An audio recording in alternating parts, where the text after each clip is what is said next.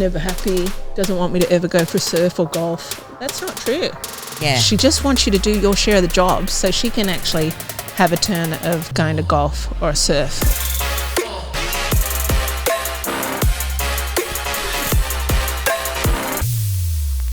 Gab, welcome to After Dark. It's such a pleasure to have you here. Thank you. It's very bizarre now being on video, not just on radio. Look, and our beautiful set behind us. And I wish I got glammed up. never mind. Now, tonight we're talking about something that I guess a lot of couples would struggle with. And that is when we get ourselves into a little bit of a victim mentality.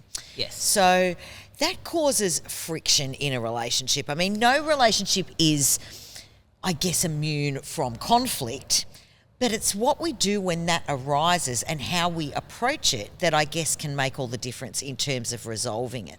Yes, absolutely. And I suppose I'll just differentiate between victim mentality and being a genuine victim. Yeah. So a genuine victim stuck in a domestic violence relationship, male or female, this is not what we're talking about today. So you deserve support and you deserve to go get help or exit or whatever you need to do to stay safe.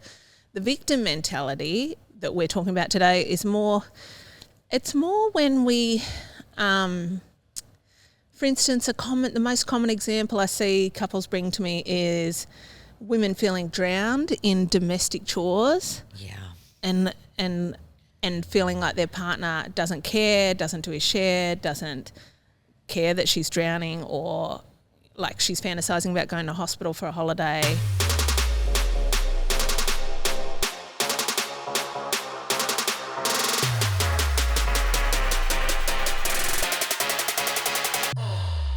I suppose women can accidentally find themselves in that role just because when the baby is first born, you know, it needs the mother the most, and breastfeeding if you can and things like that. So the woman is staying at home working out all the systems of organisation and domestic chores quite well, a bit better than the male who's probably working full time. So however, the couples get used to that. Yes. And then it's hard for them to transition back into sharing more of those things.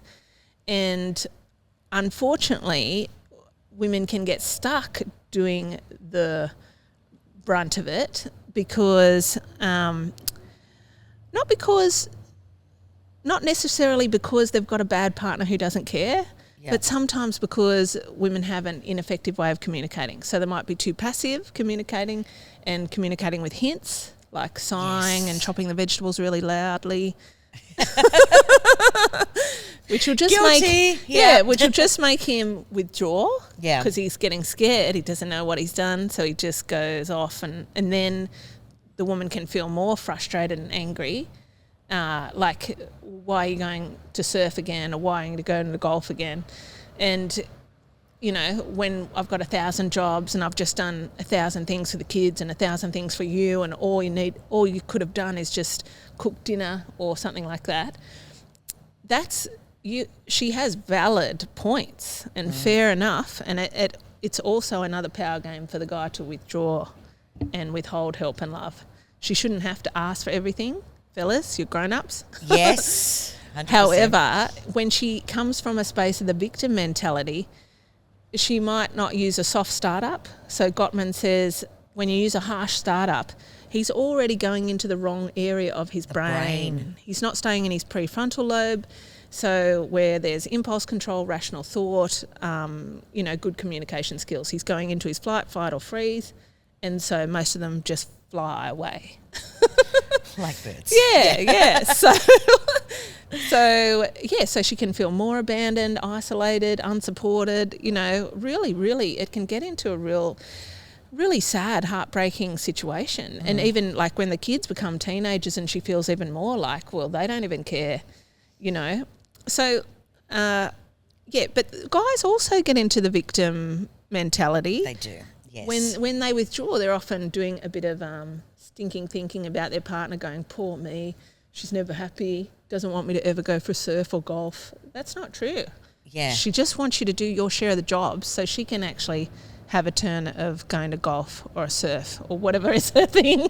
Yeah, or yoga or, girls' yeah, drinks. Yeah, but she feels too guilty to really stand up for herself enough to go and do that. Yeah. Like when you've got an empowered woman, she'll just say, sorry, Tuesday and Thursday I'm going to yoga.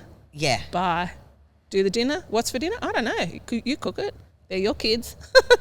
But a woman who's probably brought up to be a good girl or a people pleaser, yes, or a perfectionist, or like you're a bad mother if you ever put yourself first, she will ignore her needs for self-care, or expect approval from the male or the partner or the female, whoever she's with, and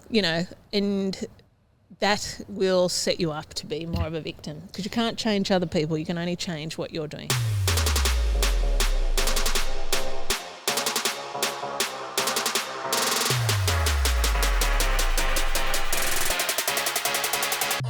Just finally, what would you say if you notice that within yourself? What are some reframes that you can give yourself to sort of get out of that victim mentality? I mean, we're working together as a couple, obviously, and honing those skills as a couple. But if we notice it, and it's kind of a mindset that we've got, that things always happen to me, I'll never have a healthy relationship. I'll never, she always. If we sort of find that, what can we do? What are some of the parameters that we should maybe put around ourselves? So what you're describing just then, we call it stinking thinking. Stinking thinking. Yeah. I like it. And there's articles about it online. Yep. It is a term used in psychology, and it just means your inner critic is either criticising you and blaming you, or it's criticising your partner and blaming them, or your kids or your mother-in-law or whoever you want. Yep. And when we do that, we can almost manifest that outcome. So, like that woman, when she's criticising her teenage sons enough, they start to just feel a bit like, well, nothing I ever do is good enough, so I'm not going to try, and they don't really feel loved or motivated or inspired. Yeah. And she thinks, well, I don't want to do another job, but it works. It's effective, and it's less work in the long run.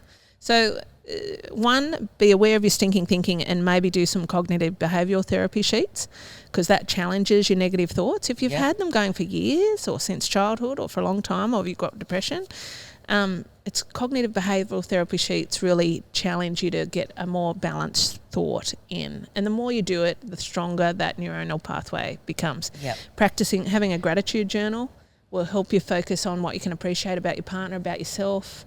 And then I notice I do stinking thinking or victim mentality with my partner if I'm not practicing self-care.